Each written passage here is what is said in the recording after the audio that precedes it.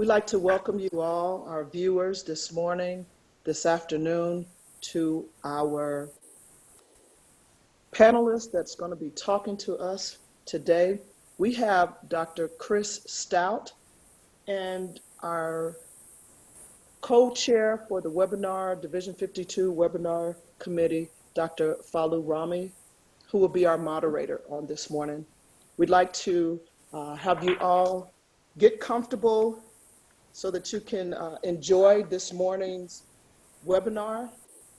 Just a few things that we want to talk about. If you please have any questions, you can write your questions into the chat box, and in about 10 minutes prior to the ending of this webinar, we will be taking questions from the viewers, and Dr. Stout will answer your questions. At this time, I'm Dr. Karen Brown, and I will turn over to our moderator, Dr. Falu Rami and Dr. Chris Stout. Thank you, Dr. Brown. It is my utmost pleasure to introduce you to our speaker this morning, Dr. Chris Stout. Dr. Stout is a licensed clinical psychologist and the founding director of the Center for Global Initiatives. He published an award-winning 3-volume set, The New Humanitarians, and has written over 35 other books. He's received numerous humanitarian awards, including APA's International Humanitarian Award, and has 4 honorary doctorates. He also started a podcast titled A Life in Full, where he has conversations with inspirational people from various backgrounds that make a difference in the world and the lives of others. Without further ado, let me hand over the floor to Dr. Chris Stout. Thank you, Rami. I appreciate that. And welcome, everyone. I'm very excited and honored to be able to spend some time with you this morning. As the title implies, we're going to be talking about a variety of different kinds of organizations and technologies. And I'll be providing a variety of tools for you all free of charge via our website that can help those of you that are interested in the humanitarian space and humanitarian intervention. Maybe to set somewhat of a context, let me start with my story. It's quite varied. I think I'll use a lot of road and car metaphors probably in this, but like you all, I think very few of us in the international space have one specific thing that we get involved with, and how we get to where we are today usually is quite a varied path. Historically, for me, I was at on faculty at the College of Medicine at the University of Illinois in Chicago, in their Department of Psychiatry. That's where I started off. And now they have a Center for Global Health, which I'll show you some more information about, that I'm a part of as well. And it's kind of neat to grow into that. University. And back in those days, we were really working in the area of treatment outcomes in psychology and psychiatry. And one of the things that sort of became near and dear to me was taking a look at evaluation of the work that we do. And I think that also applies in the humanitarian space. And I'll show you some examples from some of the projects that we've been involved in and some of the kind of metrics that we take a look at, because they're a bit different than what we might be used to in terms of clinical treatment outcome in psychology. Parallel to that, I was involved with the TED conferences. Probably all of you are familiar with those of Technology, Entertainment, and Design, or TEDx conferences or TED Talks. Back in the 90s, I was involved with the founder of them. Chris Anderson runs them now, but they were founded by a dear friend of mine, Richard Saul Werman. And Richard and I worked on, I was a contributing resource to him, an author to a book that he did back then called Understanding USA. And it sort of brought together some of those outcome kinds of things from a perspective of understanding prevalence and epidemiology of mental health in the United States. The T of TED with technology really was a focus of some of the work that I did also back in that era, with using computers and managing that to help do clinical outcomes. And some of the work that we'll talk about today aren't necessarily algorithms, but web-based kinds of platforms to be able to provide tools and things for you all in your work. And I'll heavily talk about the Center for Global Initiatives. It's a nonprofit 501c3 that I started back in 2007, and we'll talk about the ways that that came about. And then sort of, to me, in my conceptualizations of kind of what comes from looking at treatment outcomes is basically a foundation that then evidence-based practice can be predicated upon. So as Falu mentioned, a lot of the work that I did has been in the academic realm and doing a lot of books. I really enjoy writing. I really find that to be a wonderful way of, to augment courses and to kind of help share ideas. And a lot of the work and a lot of the areas that I publish in, of course, is in psychology. But back in the day, I gave a talk in Cairo. That was really sort of one of the first times that I started to kind of tippy-toe out of psychology.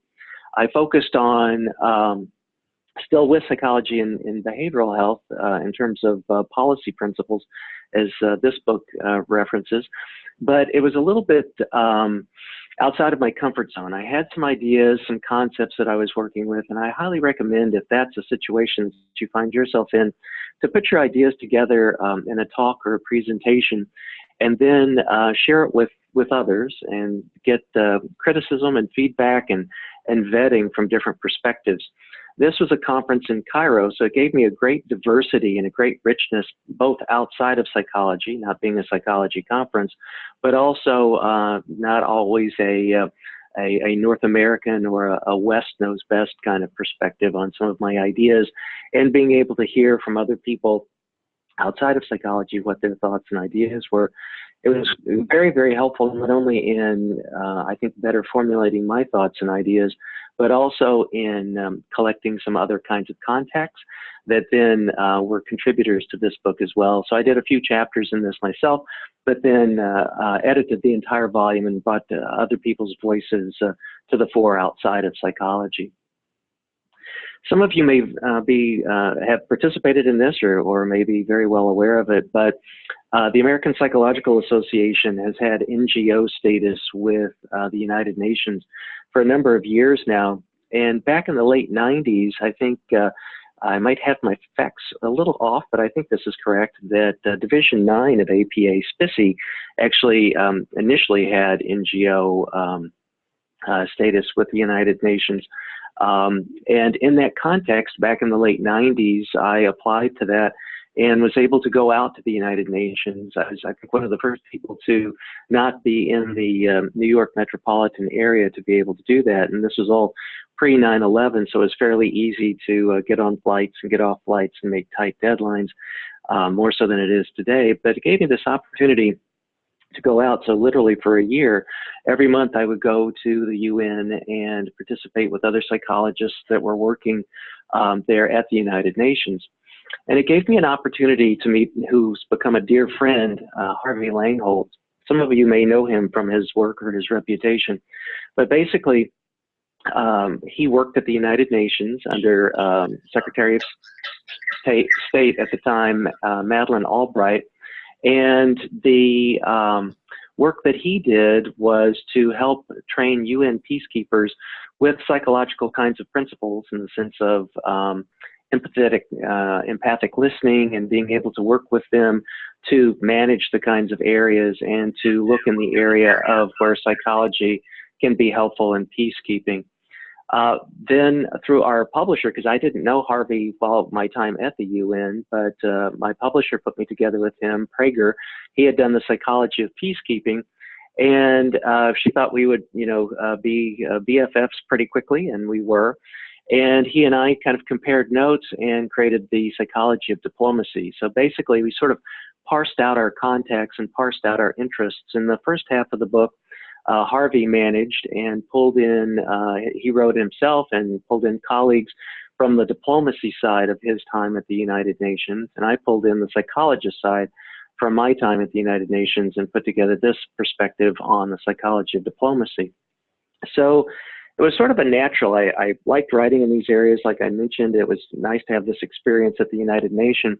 And while the academic side was important, and I felt the work that was being done in that area was important and very enjoyable and really great, I wanted to kind of, as my next evolution, to go out into the field. So I did that by going on a trip to Vietnam in Ha Long Bay, and I went with the Flying Doctors of America. In my clinical practice, when I first started, I worked with children and families, so I was sort of a natural to work with this fellow here you see in this image as a pediatrician. And we worked in a hospital that was built by the French 100 years prior, and it had no electricity in it, had no running water in it, and had no glass in the windows. So we just kind of had to make do with what we did.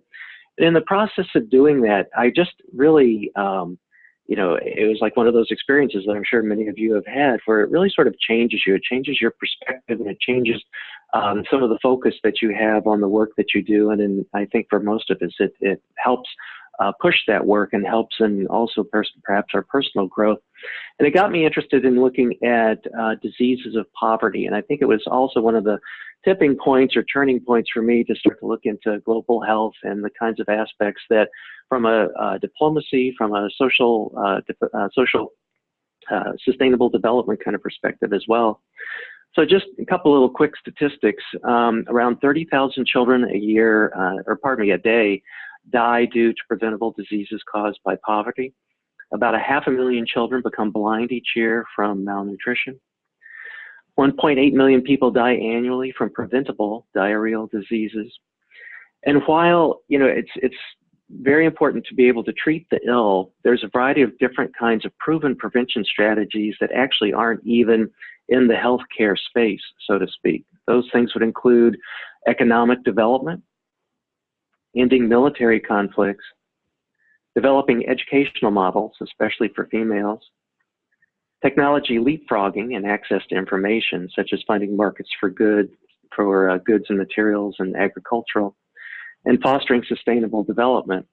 And while these aren't per se medical in orientation, I feel like that's something that psychology can bring to assist in these different kinds of areas quite strongly. So I think it's also important that sometimes one passion can pivot to another. So kind of back to all those roads that I started off with in the beginning, one of the things I did as a hobby and still do just a little less assertively is I like to climb. And in the process of doing a lot of the climbs, I felt like the training tended to be fairly individual. It kind of took me away from things and almost in a sense sort of felt somewhat selfish. So I started doing climbs that would sponsor different kinds of NGOs. We worked with War Child, we worked with some other international organizations that for every climb I would do it as a sponsored fundraiser for those entities. And we developed something that we called Summits for Others. And then on one of those climbs, I was wanting to do what's called the 7 Summits climb, each of the tallest mountains in the 7 continents. And the first one is a common starter for people is in Tanzania. And on that climb, I met this fellow in white. He was actually working his way through seminary at the time. He's now Father Alois Uru, and this is the early 90s that he and I first met. And we literally became sort of paper and pencil pen pals. It was pre-internet days and pre-email, and even with the advent of that kind of technology, it wasn't quickly adopted in the area that he was at. So we'll talk about how this sort of got me into a different direction. And kind of back to my road metaphors, I write a lot in the humanitarian space for LinkedIn, and this is one of the things. LinkedIn has an editorial calendar for influencers that they want you to write about certain kinds of topics, certain times of the year, and this is one of the things of a career perspective about what's the best mistake that you've made in your career that's made a difference in terms of how your career path has gone. And it wasn't really a mistake, but I really kind of felt like I didn't ever take a class in NGO development. I never took a class in humanitarian intervention, and it never really was something that per se I thought that I would be doing in my career as a clinical psychologist or as an academic, but really sort of led to what I now kind of refer to myself as becoming an accidental humanitarian in a almost kind of a inadvertent Mr. Magoo kind of way. So for me, what had happened was I did more missions with Flying Doctors of America. I got involved through the World Economic Forum to be involved with other kinds of projects. And it just sort of, this was kind of going on parallel to the other activities that I was doing in my life. And my mentor at the time, who now continues to be a dear friend, said, you know, if you're funding all this yourself, you're doing all these kinds of things and sending in donations and doing all these kinds of things yourself, you need to start a 501c3. And I said, that sounds fine. How do I do that? And then he and his wife, who are both attorneys in this area, helped to put that together for us with the IRS here in the United States. So that was great. That was something that was kind of done for us, done for the center. But I still didn't quite know how to run it. I didn't know how to manage it. So I went to some of those same people that I knew were running their own nonprofits and, you know, said I wanted to pick your brain. I want to know how it was that they were able to do what they were doing. So I had at the time about 6 very wonderfully energetic and excited students that were interested in the humanitarian space and nonprofit work. And we basically kind of went through my Rolodex of people that I'd had a relationship with or institutions that I was very in awe of, like Amnesty International and Doctors Without Borders, and contacted them and said, you know, we'd like to do an interview with you. Some people did an interview and you know, with the students or myself, or they chose to write their own chapters if that was their preference. And one thing led to another, and it started to grow and started to grow and grew beyond the size of one book. And then we created what we called the New Humanitarian. So these were nonprofit NGO organizations that were working, and you can see the first book was devoted to global health. The second book was devoted to education and relief. And the third was sustainable development and social justice. So each chapter is a specific standalone chapter that focuses on Doctors Without Borders or Amnesty International, et cetera, but also not just the big names, the brand names, but also some very small startups that most people probably wouldn't have ever heard of, because I wanted to find out, how did the big ones become the big ones? Where did they start? They were very open and very transparent about misstarts and missteps and how to, you know, here's some, you know, pitfalls to be able to avoid. So in the context of this, I found not only great technical information and how, you know, from a leadership and management perspective, but also some just wonderful inspirational stories and some great creativity. And I want to share 4 of those stories with you. The first is a friend, Bill Rosenblatt. Bill is an anesthesiologist at Yale New Haven Hospital. And one of the things that Bill found when he was working in the OR was that a patient would come in for a certain kind of procedure. A kit of tools would be there for the surgeon to use, and maybe a third of those tools would be actually used in the procedure. The 2/3 of the other tools were still totally sterile, had never been touched by the surgeon or never used with the patient. And the result of the used tools and the not used tools became medical waste. And a lot of medical waste has to be incinerated by certain states' laws, which then creates another kind of pollution problem, creates a huge waste problem of materials. And for hospitals and facilities, biomedical waste also has a premium in terms of waste disposal, so it creates an additional cost. And it keeps these materials and equipment that could have been used someplace else from being used. So while Bill was very clever with this, I think he has the most creative acronym for his nonprofit. The nonprofit's called Remedy, and it stands for Recovered Medical Equipment for the Developing World. Now, I think he kind of cheats on Y for world, but nevertheless, what he does is really terrific. So he actually lobbied the state legislature in Connecticut and had exceptions made for the materials that were typically destroyed and creating all sorts of problems, from an environmental perspective, and got a number of volunteers, medical students, residents, pre-med, et cetera, to get these materials and to then be able to sort them. And one of the last times he and I talked, he said that he feels his sweet spot is Nicaragua, and he feels that he's probably been responsible for 2/3 of the medical equipment that's gone there to be able to help aid with surgeries. This is Ethan Zuckerman. Ethan is now at Harvard, and he's just a hysterical guy, brilliant guy. He sent me this when we were putting together the book. I said, hey, we can have some images in this. This is him in Ghana. And he said, here I am in Ghana. I'm the one on the right. So it sort of, I think, speaks to his humble nature and his good sense of humor.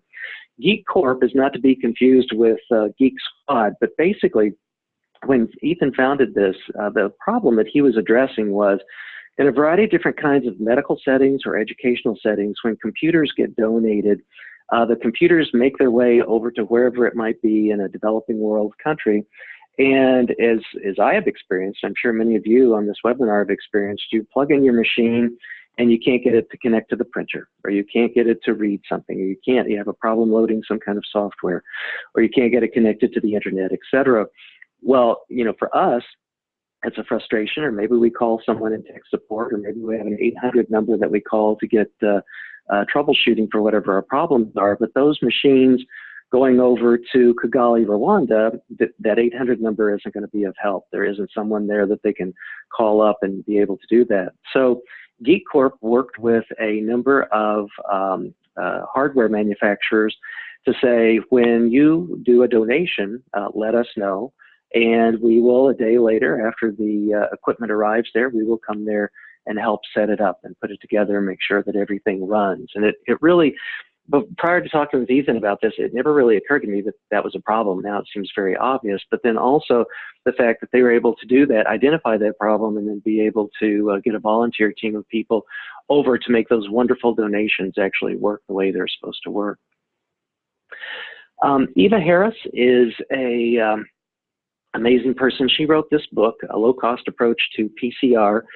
PCR stands for Polymerase Chain Reaction, and basically it's sort of a DNA-based way to be able to do a differential diagnosis of infectious diseases, so viruses and parasites and bacterial infections, etc.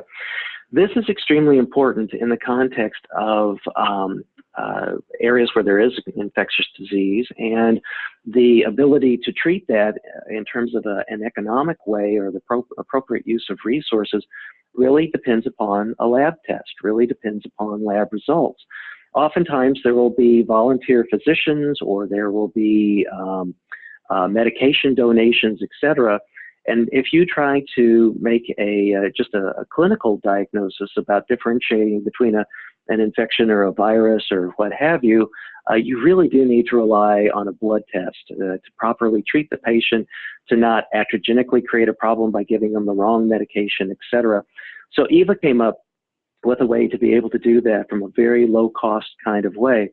And in this book, the majority of it, 90% of it, talks about the biological aspect of that and kind of how you do that. And the last 10% of it talks about sort of like her approach to MacGyvering developing a lab. So while you might read this book and you think this is really terrific and now we can do this in our labs, she then was bright enough to know to do the next step, which is how do we develop these labs? Her sweet spot is Colombia.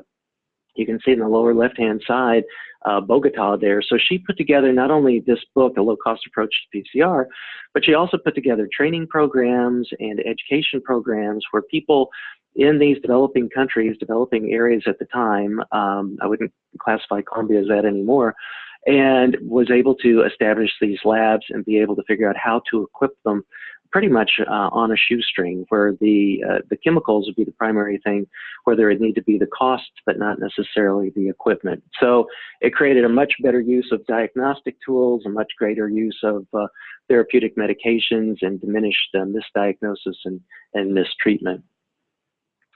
I'd also like to talk to you about Shobha Arol. Shobha is just amazing. She is the daughter of Raj and Maybell. Maybell has sadly since passed away, but basically Raj and Maybell were physicians, came to the United States, I believe, to get their training, went back to the Jamkhed region of India to create their clinic. And in the process of that, had Shobha. Shobha then came to the United States, trained at Johns Hopkins as a hand surgeon. That was her specialty. When she came back home to work, kind of her subspecialty was to work with young ladies, pretty much her peers.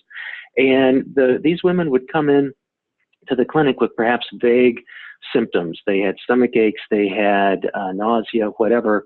And they'd get into the clinic privately with her, and they would find that it was actually, the issue was depression. anxiety, relationship problems, parenting problems, etc.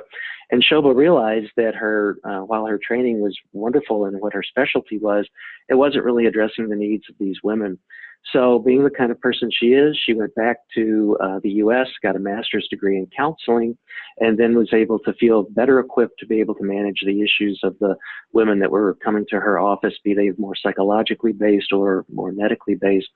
I'd also put in a plug. We have a collaboration with them that people that are medical students, graduate students in social work or psychology, pre-med, etc., are welcome to come there very inexpensively and be able to get credits oftentimes to work in their rural clinic, which I highly, highly recommend.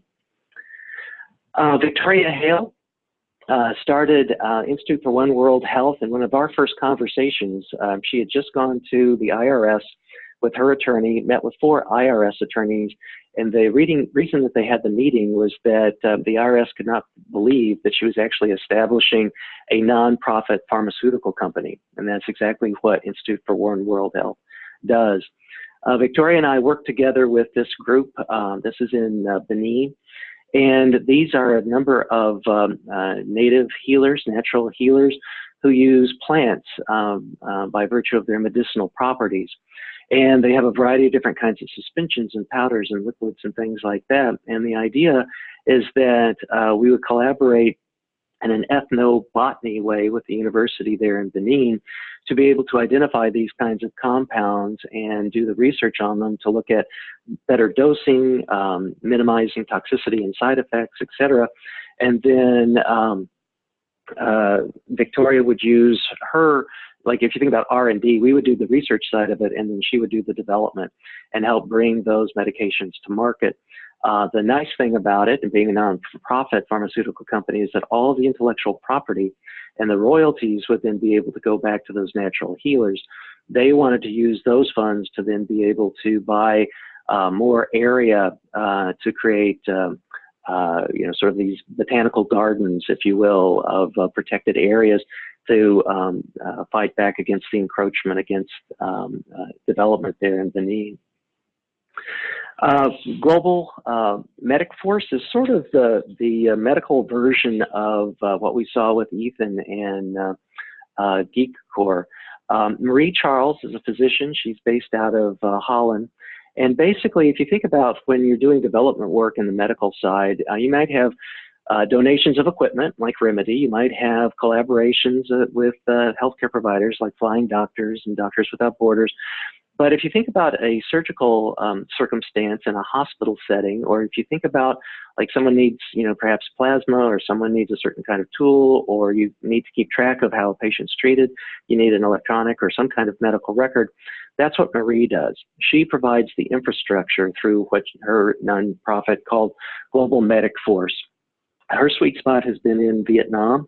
And basically, when you've got people that are being trained to be, physicians and therapists and nurses and allied health, et cetera, the infrastructure to be able to help them do their work in their hospitals, in their clinics, is what Marie Charles and Global Medic Force does for you.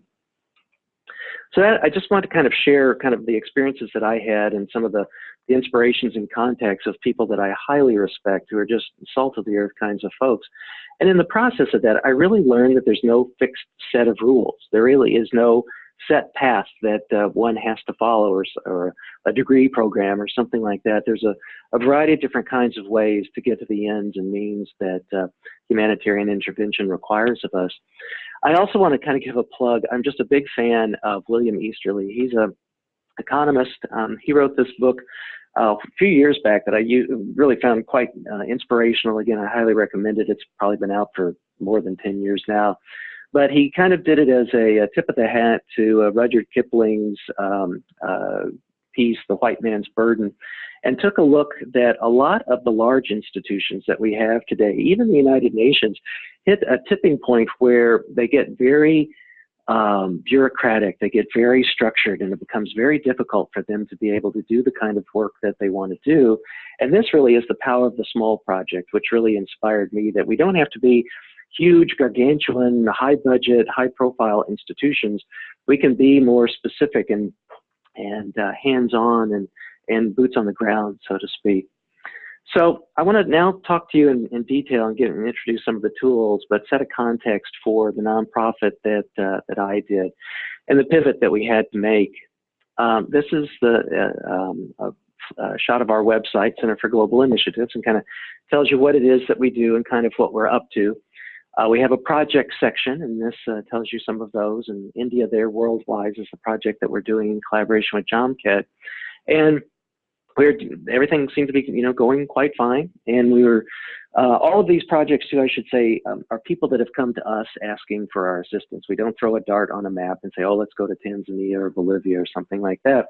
And at one point, probably about 5 years into our program, our existence, this couple from Ukraine came to us and said, we would like to collaborate with you to help out on a 3-year project, a 3-year grant-funded project from USAID to do work in what are called internats. And they're basically orphanages for people with profound cognitive or physical disabilities.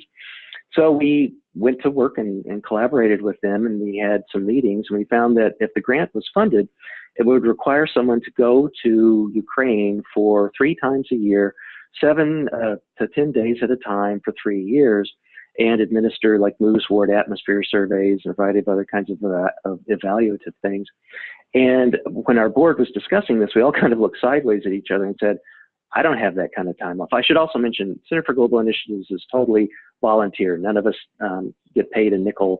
Everything's volunteer. Our website's done by volunteer. The people that got our 501c3 is done by volunteers.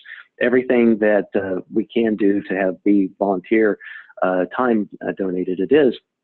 So we all have day jobs. We all have other expenses. So we all said, I can't get that kind of time off. Even if I did, I can't burn up all my vacation time. My family would kill me, et cetera, et cetera. So we learned that we really needed to do a pivot from there.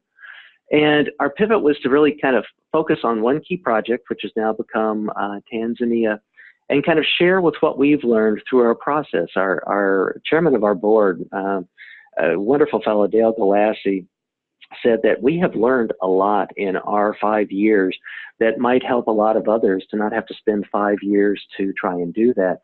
And basically to help accelerate them, to reduce the friction in doing whatever kind of humanitarian work that they had. We kind of reframe that as saying, hey, we want to really open source humanitarian intervention. And the fact being that it shouldn't be so difficult to be able to help others, which I'm sure some of you may have experienced that it can be. What we found is that basically people that were now coming to us broke into one of two categories. They either wanted to start their own nonprofit or non-governmental organization. So we coach and teach people how to do that. Or they wanted just to work on a project or to do a specific kind of work. So we helped them by being a fiscal intermediary. Some people said, hey, there's this one thing I want to do. I want to, get this well dug, or I want to do X, Y, Z. I don't want to develop a board. I don't want to wait a year through the IRS and, get non-governmental nonprofit status. I don't want to, create bylaws, et cetera, et cetera. I just want to dig a well. I want to get water to these people, what have you. So on our website, and I encourage you, I'll put the link up at the very end, that's centerforglobalinitiatives.org. You'll see an area there called DIY humanitarianism, or do-it-yourself humanitarianism, that will talk about these different kinds of projects. And regardless, even if you're not necessarily interested in either of those things, the work that you're currently doing, we have a number of tools that may be helpful to you. So back on our website, if you go to the tools area and you click on it, you'll see the first thing is looking at fundraising and internet tools. The second thing is flight discounts. And what we found in our experience, and when I would give talks and things, that a lot of times people basically wanted to find out the things that are in this Excel file. So if you were to click on that link that I just showed you in the prior slide, it would open up an Excel spreadsheet. That Excel spreadsheet is yours if you would like it. You can download it, you can edit it, you can do whatever, except you can't break it and you can't re-upload it back to our website. So you can do whatever you want to with it. If you do download it, and if you do want to take a look at it, the top in the red circle, it says, it lists, we're in the tab of donors and donations. It lists the name of the organization, their website address, what they do, Is there a transaction fee for what they do? Do you have to be a 501c3 to be able to use their services? Opinions, this is if we've used it or any of our colleagues have used it, and any other kinds of notes that we have. So we try to build a little community of this. We haven't used everything that's in there, but if you go out and use it and have an opinion about it and you send that opinion to me, then we will update our spreadsheet. So we try and keep this as a live document. And if you look at the blue circle at the bottom, these are the different tabs that are in that Excel file for you. So we've got charity databases, donors and donations, fundraising, grants, important websites to know about, raising awareness in this space, resources and tools, and managing volunteers. The other link on that page takes you to a place called Fly for Good. And I found that in humanitarian work, one of the biggest problems is being able to get back and forth to a country. Usually when you're in country, it's pretty inexpensive. So this is sort of like a humanitarian Expedia, that the sole thing in their database are places that have humanitarian airfares. I still check out all the other sites as well too, and probably a third of the time this is a good site to be able to use and to reference. We also, if you're interested, if you're active on Facebook, we have a group that you can join there, Center for Global Initiatives, and we have, I probably post on this 3 to 5 times a week, depending upon kind of newsy kinds of things, what's come out, infectious disease, something from World Health Organization, etc. So please just come there and be happy to have you join. Back to the Center for Global Health at the University of Illinois at the College of Medicine there. We have this website to kind of help coordinate projects. We find that oftentimes people have a difficult time of knowing how to connect with other people that may be working in the same geographic area. So if you go there and you go to the projects page, you'll see this map. And on that map, you'll see all these different tags. And if you're to click on the Tanzania one, you'd see a number of them, but this is the one that we have. So you don't have to be involved with the university. You can just let them know that this is a project that you're doing. It'll pull up what the project is, and it'll talk about, like it lists my name, and the Center for Global Initiatives is a link, and it'll take you to our page. We also have a very large Dropbox library. Honest to goodness, I think just our table of contents is about 8 pages long. So if there's areas in there that you would like to have information on or whatever, just shoot me an email. I'll be happy to give you the link of that. I also do a lot of presentations. This talk today, these slides are available on SlideShare. So just go to SlideShare and put in my name. It'll take you to a page that looks similar to this, and it'll have all the presentations that I've done. They're not all in this area because I speak in technology and other areas, but those are all slides that you can take a look at, as well as some videos and infographics and reprints and documents. So again, all freely available to you. You don't even have to, I don't think you have to be a member of SlideShare. We also have a newsletter that we put together and archived. It's called Tools for Change. It's on the platform issuu.com. So again, just go there, stick in my name, and you'll be able to see all of these and be able to download them or take a look at them as well. We also, because I hate fundraising, so I like to do it and put together some skill sets like the climbs, but we also have produced 2 books so far. One's called the Humanitarian Field Guide. We did a while back. And more recently, we've done Why Global Health Matters. This actually has its own website. So if you type in Why Global Health Matters or type it in .org, it'll take you to this page. Very excited about this. It's a very large book. It's a wonderful resource tool. It's available. Both these books are available on Amazon. And we were very fortunate to have Jody Williams, who some of you may recall won the Nobel Peace Prize for her work in landmine eradication back in the late 90s. We have over 45 contributing authors, and you can see a full table of contents and who those authors are and whatnot if you go to that site. And I should also note that all royalties from both those books go to support our work. So we've also developed a podcast, as Falu mentioned in the intro, called Living a Life in Full. We kind of have a humanitarian thread that goes through all of those, the guests that are on the show.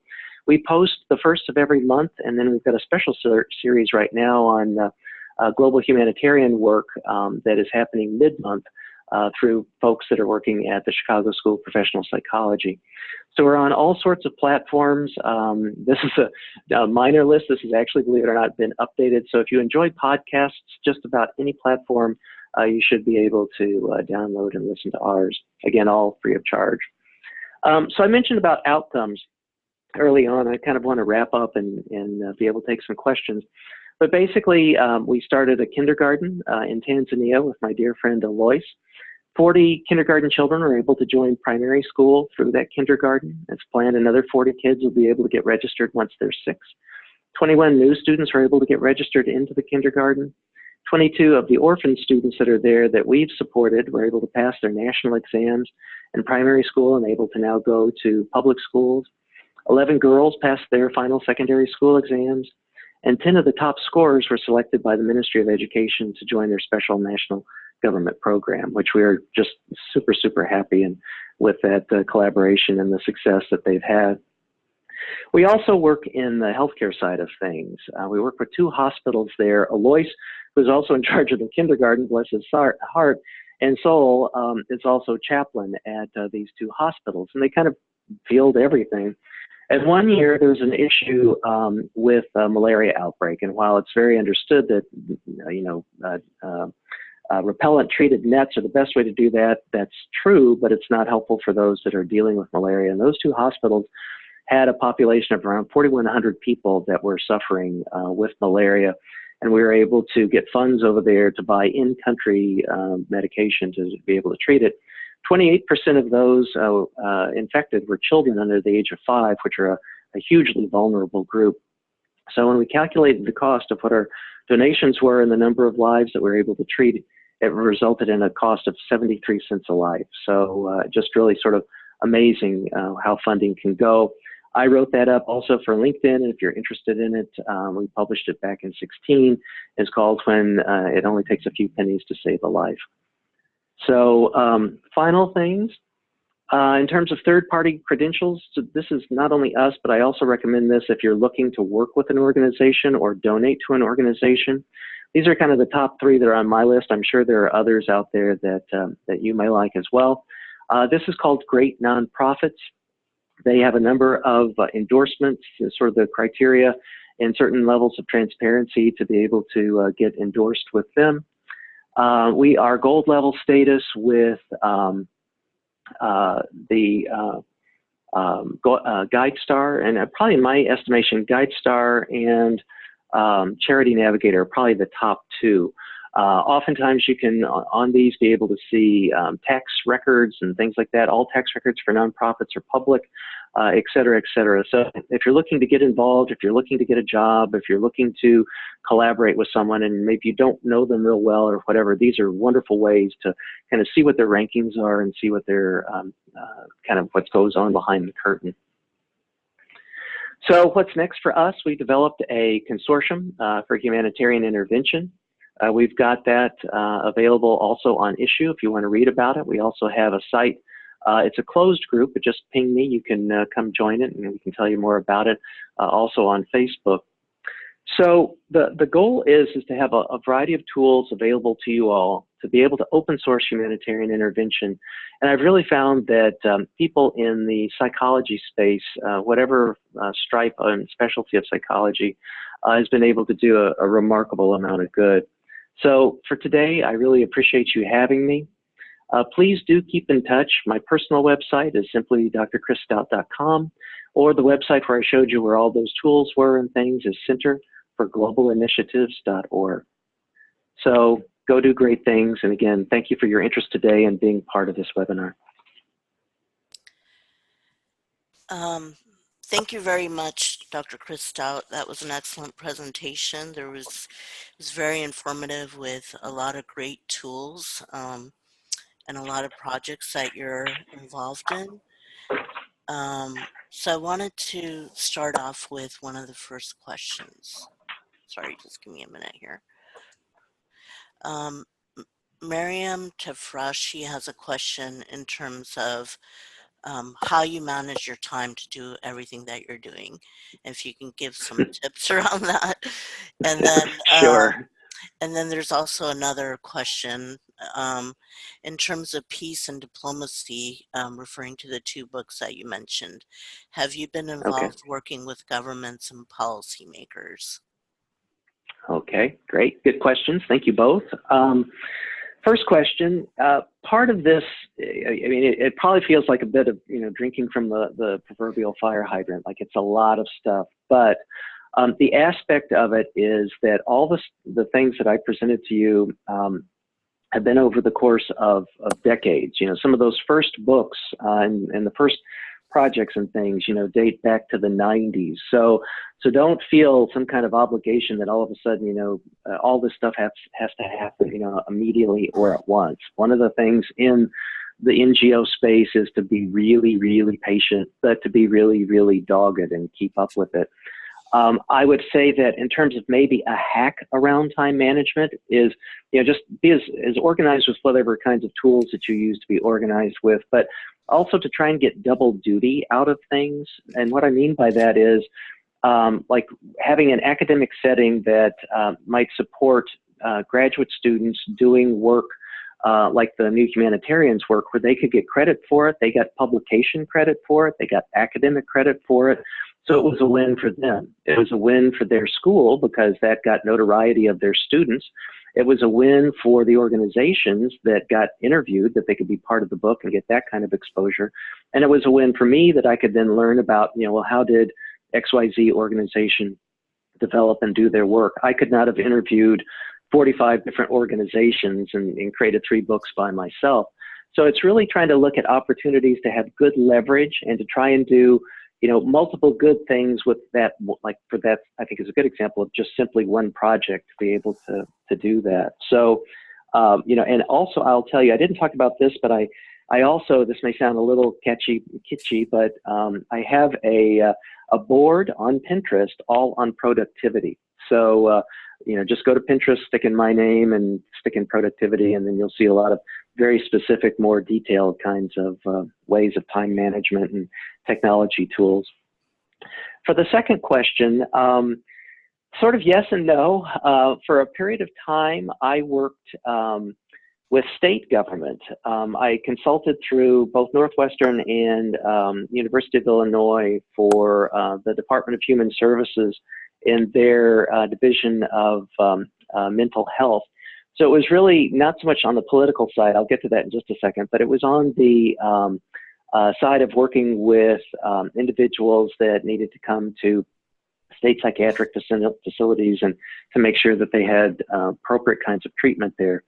On a step out from there was I was involved in my state in Illinois with the state legislative advocacy, and then with APA through federal advocacy to be able to push policy that looked at social determinants of health and mental health parity and things along those lines.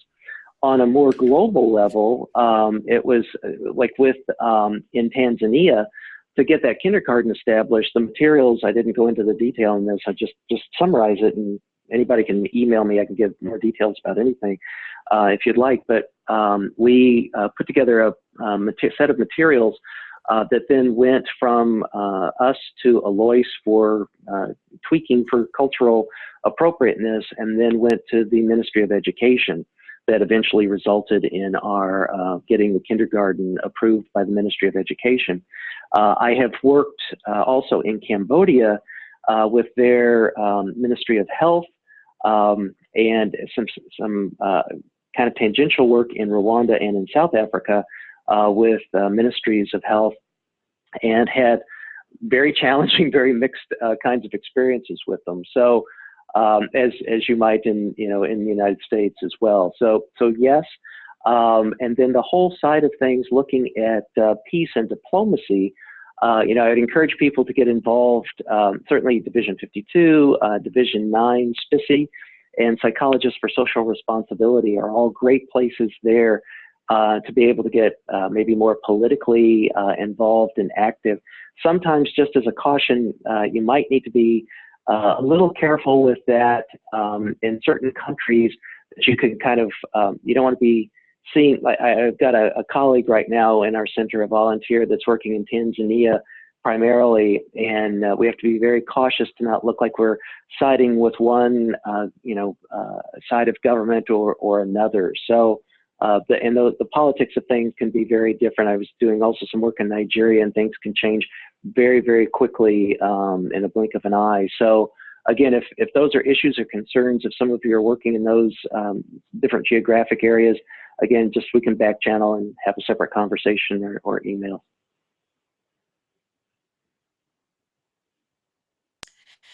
Great. Thanks so much, Chris. I have another question from the audience. Do you see the world changing in terms of humanitarian efforts? Ah, gosh, great audience here. Great questions. You know, it's personally, you know, I would be very impatient. I mean, I see just so much to do, and sometimes it kind of, you know, just feels like a